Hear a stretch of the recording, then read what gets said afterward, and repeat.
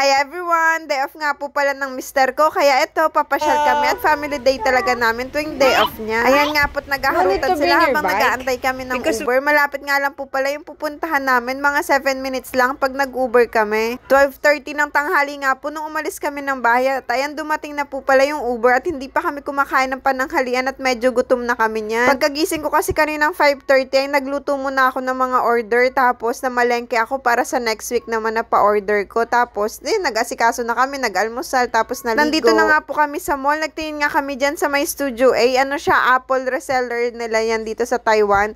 Wala pa silang iPhone 15. Magtitingin lang sana kami. Makikipicture lang ba't makikihawak?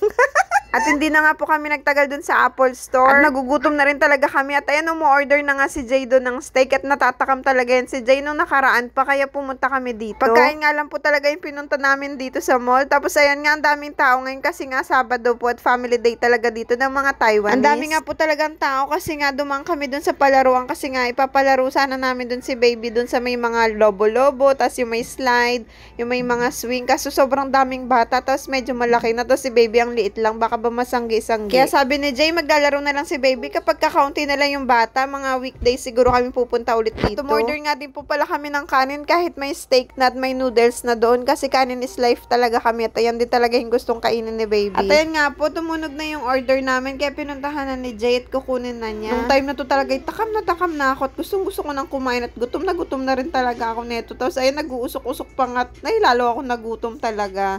Oh, ang sarap ng order ni Jay. Oh. At ayan naman po yung order ni Jay, yung may pusit po. Tapos ayan, nilagyan niya na ng mga sauce yung order naming dalawa. Tapos umorder nga siya ng soup na may tinapay. Amoy pa lang gustong-gusto ko nang kumain. Pero hinintay ko syempre si Jay para sabay na kaming kumain. At ayan, naglagay pa siya ng paminta. Matagal na rin kasi yung huling kain namin neto. Kaya takam na takam si Jay talaga at na-appreciate namin yung lasa ngayon kasi nga gutom din kami.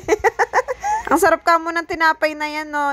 Ano mo kasi yan, ilulublob mo dun sa soup. Ang sarap niya kasi mabutter nga siya. Nung nakaraang kasi, nung kumain kami dito, tapos magkasunod na 2 linggo lang, tapos kumain ulit kami, kaya hindi masyado naming na-appreciate yung lasa ng steak. Ngayon, sobra-sobra naming na-appreciate at gutom na gutom din kami.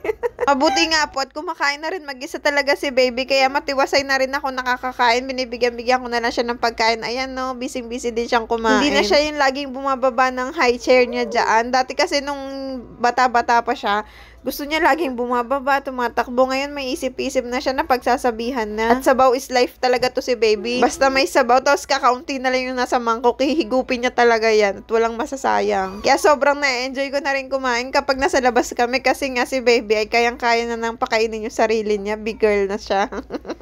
Si Jay nga, binigay niya yung favorite na yung part ko ng pusit, yung ulo ng pusit. Favorite ko yung mga galagalamay na yun. Kaya, thank you, love. Kahit simpleng action lang yun ni Jay, natutuwa talaga ako at naliligayahan ng puso ko. Yung habang inaasikaso ko yung pagkain ni baby, naasikaso niya din yung pagkain ko, binibigay niya din ako, inihiwaan. Kaya, thank you, love, sa pagmamahal at pag-aasikaso sa akin. Love you! At sobrang takaw din talaga to ng bunso namin. Pag nagustuhan niya talaga yung pagkain, nako, kanin is life talaga. At ayan na nga, after namin kumain, ay sulit-sulit talaga yan. Oh. Wala talagang nasayang sa pera namin, no? Sulit na sulit. At ayan, yung bunso namin, busog na rin. Ganito lang talaga kami tuwing day off ni Jay. Kain sa labas, tapos pasyal-pasyal, paligayahin si baby, tapos uuwi na. Napakasimple lang ng buhay namin, tapos kontento na. Kaya talaga masaya kami kung ano yung mga ginagawa namin. Kasi nga, kontento na kami. Kaya thank you, Lord, sa lahat ng blessings na binibigay nyo sa amin. At ayan nga, naghaharutan pa silang mag-ama. Hanggang dito na lang. Salamat sa panonood. Please don't forget to like and follow our Facebook page po. Pa-subscribe na rin po sa YouTube channel namin, Geraldine A. Lim po. Thank you!